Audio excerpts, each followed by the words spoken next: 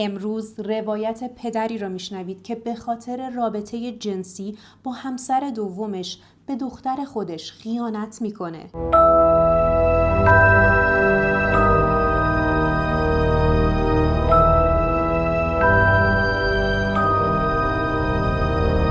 به کانال کریمینال شادوز خوش اومدید. من شهدخت هستم، راوی این پرونده، و اگر مخاطب پرونده های جنایی هستید تا آخر این ویدیو کنارم باشید.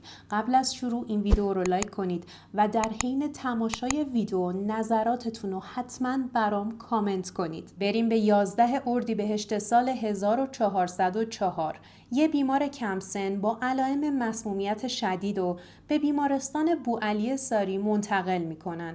رها قنبری دختر 7 ساله‌ایه که اهل قائم شهره. با یه خانوم به عنوان همراه که همراهش بوده با آمبولانس منتقل میشن به بیمارستان بوعلی شهر ساری. وقتی رها رو منتقل کردن به بیمارستان بوعلی وضعیتش به شدت وخیم بود و احتمال میدادن که ممکنه جونش رو از دست بده، اما بلافاصله کادر درمان کارشون رو شروع میکنن تا بتونن جون این دختر رو نجات بدن. اما قبلش باید میدونستن که این بچه با چی مسموم شده. برای همین از اون خانومی که همراهش به بیمارستان اومده بود میپرسن امروز این بچه چی استفاده کرده، چی خورده، آیا داروی خاصی مصرف میکنه و اصلا بیماری زمینه‌ای داره یا نه. اون خانم ادعا میکنه که مادر رهاست و بهشون میگه امروز فقط یکم شیر خورده و ممکنه از لبنیات مسموم شده باشه. اما کادر درمان به خوبی میدونستن که این شرایط بد و این اوضاع نمیتونه کار یک مسمومیت لبنیات ساده باشه. درسته یه سری شباهت ها بینشون وجود داره، اما یه تفاوت بزرگ وجود داشت و این نشون میداد که این مسمومیت یک مسمومیت داروییه. کادر درمان و پرستارها به قدری به این زن اصرار کردن تا بهشون یه جواب درست و حسابی بده تا بالاخره این مادر اعتراف کرد که مدتیه داره اعتیادش رو ترک میکنه و خب مجبور داروی ترک اعتیاد مصرف کنه. برای کسایی که نمیدونن، متادون داروییه که معمولاً کسایی که میخوان اعتیادشون رو ترک کنن از اون استفاده میکنن. در واقع این دارو کاری میکنه که نیاز بدن به مواد پایین بیاد و میزان مصرف موادشون هی کم و کمتر شه و در نهایت بتونن با عوارض کمتری مواد رو کنار بذارن و از شرش خلاص شن. این مادر ادعا میکنه که اون روز رها رفته سر وسایل مادرش و یواشکی داروی ترک اعتیاد مادرش رو برداشته، سر کشیده و تا مادرش متوجه بشه و به خودش بجنبه دیر شده و بعد بچه رو به بیمارستان منتقل کرده. کادر درمان با فهمیدن این جریان تلاش میکنن بدن رها رو از این دارو پاک کنن و از پخش شدنش توی کل بدن و خونش جلوگیری کنن. اما متاسفانه رها انقدر دیر به بیمارستان رسیده بود که کل بدنش رو متادون گرفته بود و باعث شده بود رها دچار 2 ایست قلبی و خونریزی داخلی بشه. پزشکا در نهایت موفق شدن خونریزی داخلی رها رو متوقف کنن، اما متاسفانه به خاطر تاثیرات متادون سطح هوشیاری رها به قدری پایین اومد که به کما رفت. وقتی این خبر رو به پدر و مادر رها میدن حالشون به شدت خراب بوده، چون در واقع مادرش که چیزی نمیگفت، پدرش هم هیچ واکنشی نشون نمیداد و کادر درمان فکر میکردن خب این دوتا شوکه شدن چون دخترشون توی وضعیت وحشتناکیه. افرادی که توی بیمارستان این پدر و مادر رو دیده بودن حرفهای جالبی میزنن. اونا گفتن انگار این پدر و مادر وضعیت و شرایط بچهشون اصلاً براشون مهم نبود و واکنش‌های غیر عادی از خودشون نشون میدادن. انگار از قبل انتظار این رو داشتن که بچهشون توی یه همچین شرایطی قرار بگیره، برای همین اصلاً شوکه نشده بودن. تیم درمان رها برای اینکه بتونن پروسه درمانش رو کامل کنن یک سری آزمایش تخصصی میگیرن و توی نتیجه اون آزمایش‌ها به یک موضوع عجیب و وحشتناک میرسن.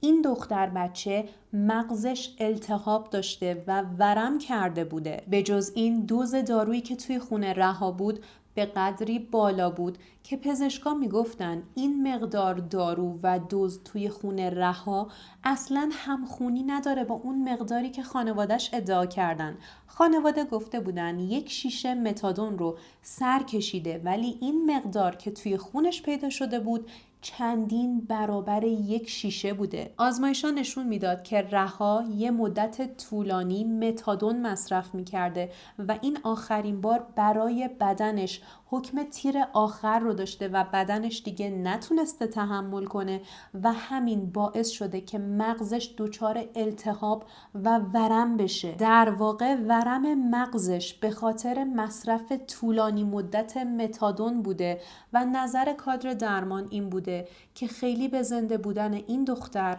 امیدی نیست. وقتی نتیجه آزمایش‌های رها رو به مادرش گفتن، کلاً خودش رو زد به اون راه و ادعا میکرد که اصلاً نمیدونه متادون چیه و میگفت دارویی که من برای ترک اعتیادم استفاده میکنم یه داروی گیاهیه، متادون چیه؟ اما بعد از اینکه کلی تحت فشار قرار گرفت از طرف تیم پزشکی، بالاخره در نهایت به اعتیاد خودش و همسرش اعتراف کرد و بعد براشون اون داستانها رو سرهم کرد و گفت بچه خودش رفته دارو رو سر کشیده.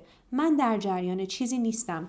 اون دارو هم یه داروی گیاهیه. متادون چیه؟ به جز مسمومیت با دارو، بدن رها پر بود از جای کبودی، قاشق داغ و خاموش کردن ته سیگار روی بدن این بچه و با دیدن همه این نشونه ها کادر درمان متوجه شدن با یک پرونده مسمومیت ساده روبرو نیستن، بلکه امکان داره این بچه توسط پدر مادرش مورد اذیت و آزار قرار گرفته باشه و این پرونده مسمومیت تبدیل شه به پرونده خشونت خانگی. با گزارش کادر درمان پای پلیس به ماجرا باز میشه و پلیس پدر و مادر رها رو به عنوان بزرگترین مظنون‌های این ماجرا دستگیر میکنه و به اداره آگاهی منتقلشون میکنه تا ازشون بازجویی کنن. همه متعجب بودن از اینکه چطور یه بچه با مسمومیت متادون توی اورژانسه. حتی خود پلیس هم میگفت وقتی بهشون گزارش دادن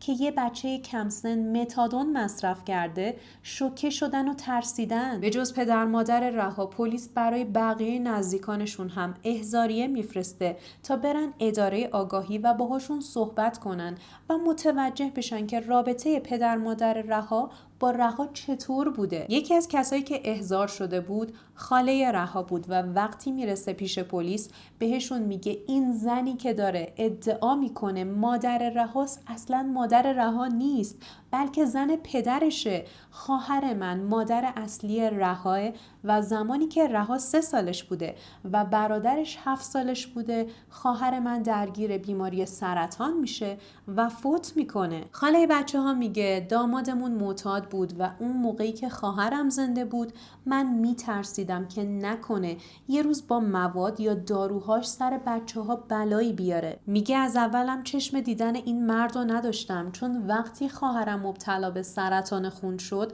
به قدری پروسه درمانش رو عقب انداخت و اون رو دیر برد بیمارستان که خواهرم سرطانش پیشرفت کرد و در نهایت به جایی رسید که پزشکا ازش قطع امید کردن. دامادشون بالاخره درمان مادر رها رو شروع میکنه و بعد از چند جلسه شیمی درمانی بهانه میاره که چون هزینه‌های شیمی درمانی خیلی بالاست نمیتونم پرداختش کنم، زیر فشار مالیم، از طرفی چون معتاد هم بوده نمیتونسته هم هزینه اعتیادش رو پرداخت کنه هم هزینه درمان زنش رو و اینجا باید یکیشو انتخاب میکرده و طبیعتاً خودش رو انتخاب میکنه. با قطع شدن درمان مادر رها اوضاعش وخیم‌تر میشه و مجبور میشن این مادر رو توی بیمارستان بستری کنن، اما در واقع هیچ فایده‌ای نداشته چون بعد از 2 ماه این زن فوت میشه. خاله رها میگفت بعد از اینکه خواهرم فوت شد با خودم تصمیم گرفتم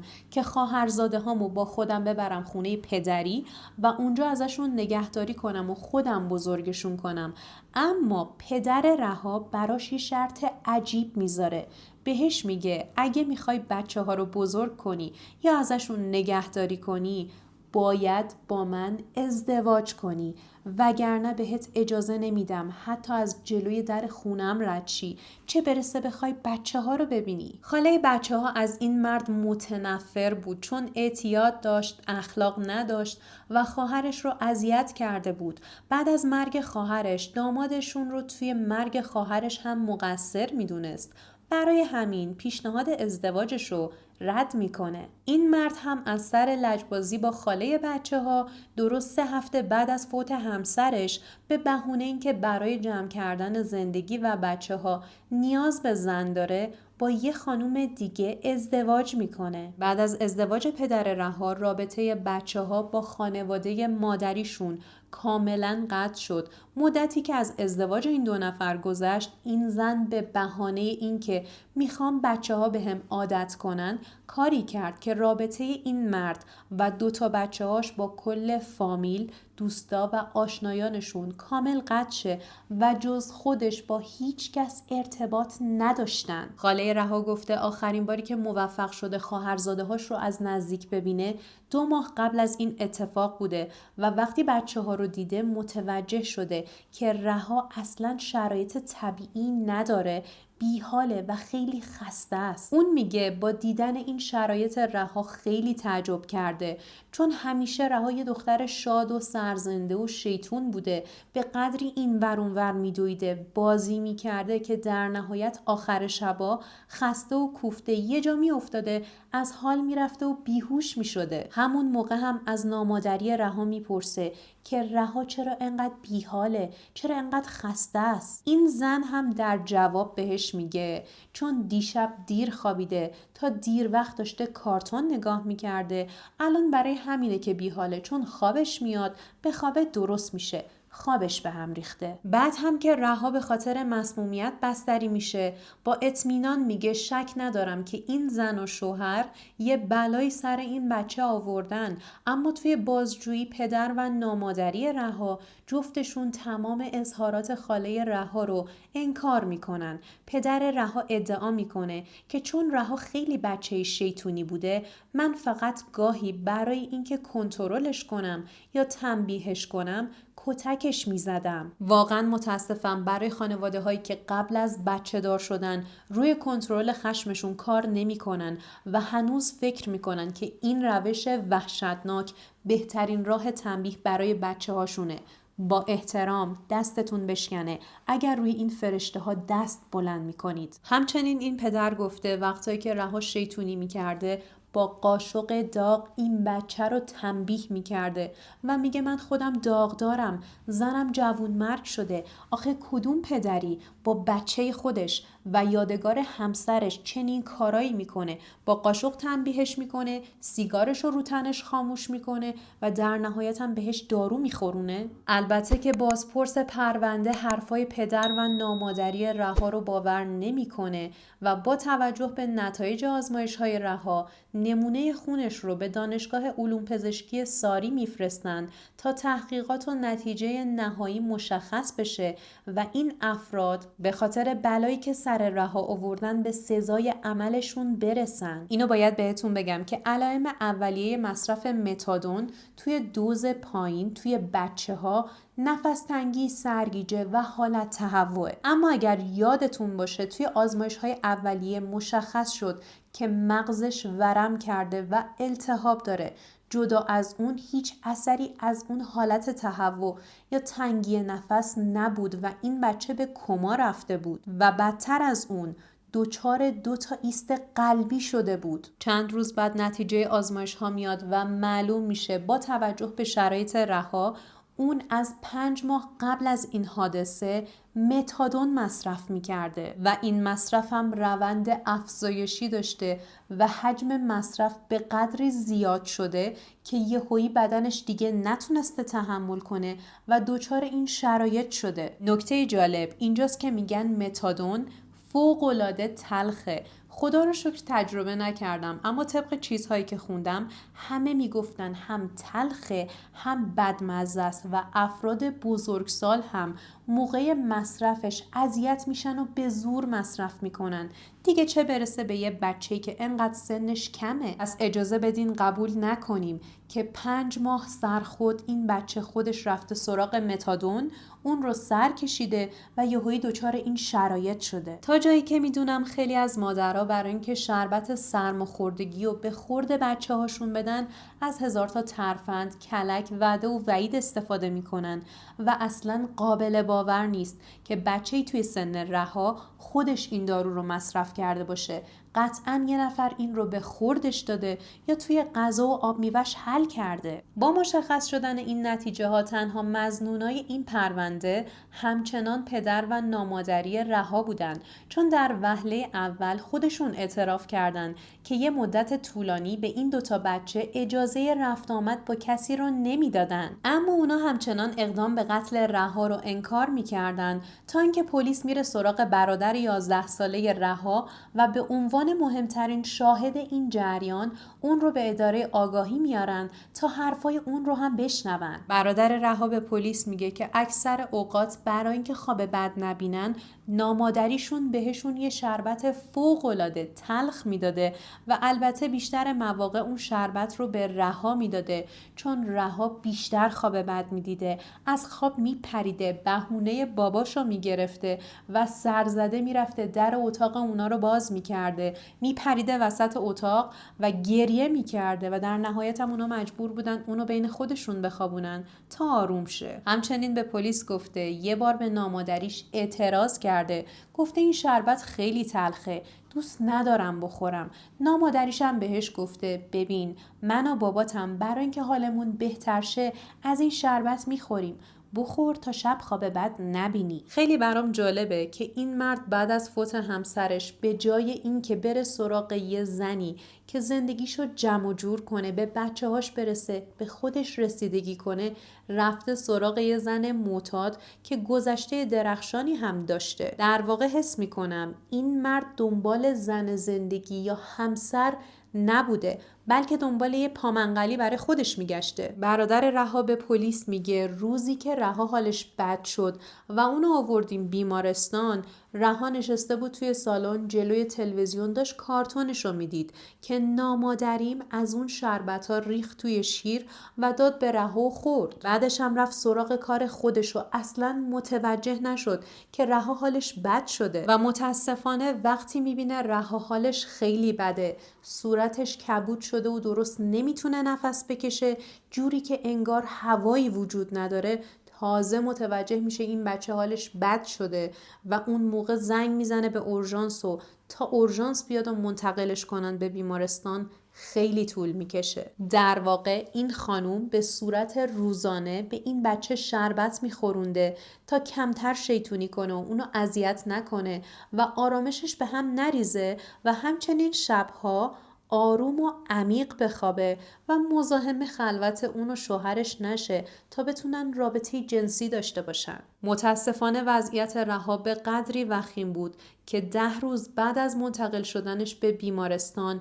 برای بار سوم دچار ایست قلبی میشه. اما متاسفانه این بار علیرغم تلاش‌های کادر درمان و چندین ساعت احیا، بدن رها دوام نیاورد و توی تاریخ 20 اردیبهشت 1404 این دنیا رو ترک کرد. بعد از مرگ رها همچنان نه پدرش نه نامادریش با وجود تمام مدارکی که علیهشون وجود داشت هیچ کدوم جرمی که مرتکب شده بودن رو گردن نمی گرفتن، تا اینکه بالاخره تحت فشار زیاد بازپرسا و سوال جوابای زیاد بالاخره پدر رها بعد از اینکه متوجه میشه دخترش فوت شده راضی میشه که اعتراف کنه. اون میگفت 3 ماه قبل از اینکه همسرش درگیر سرطان بشه اعتیادش رو خودش ترک کرده بوده، اما به محض اینکه متوجه میشه همسرش درگیر چنین بیماری شده به قدری بهش فشار وارد میشه و تحت فشار قرار میگیره که دوباره میره سراغ مصرف مواد. اما میگه توان این رو نداشته که از نظر مالی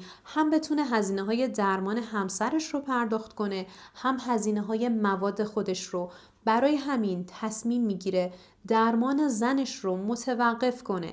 به هر حال که قرار بود بمیره. جالبه که به پلیس گفته وقتی زنم مریض شد هیچ توجهی دیگه به من و امیال من نمی کرده. طبیعتاً این زن درگیر بیماری بوده، هم جسمی هم روحی نیاز به توجه داشته. حالا این مرد این وسط داره نق میزنه که چرا امیال منو برطرف نمی کنی؟ چرا به من توجه نمی کنی؟ در واقع کسی که توی اون شرایط نیاز به توجه و روحیه داشته زنت بوده، نه شما. ایشون از اونجایی که 2 دقیقه هم نمیتونسته پا روی میل جنسی یا شهوتش بذاره، زمانی که زنش توی بیمارستان بستری بوده و در حال درمان بوده، میره سراغ یه زن دیگه، اون رو صیغه میکنه تا امیال جنسیش بی پاسخ نمونه. بعد از اینکه همسرش فوت میکنه به خاطر اعتیادش و خریدن مواد با همسر جدیدش آشنا میشه و 2 هفته بعد از فوت همسر اولش با همسر دومش ازدواج میکنه. اون اعتراف کرده بعد از ازدواجش با نامادری بچه‌ها دوتایی تصمیم گرفتن با همدیگه مواد رو ترک کنن. به خاطر همین هم متادون مصرف میکردن. اما به بچه‌ها نمیدادن چون بچه‌ها کوچیک بودن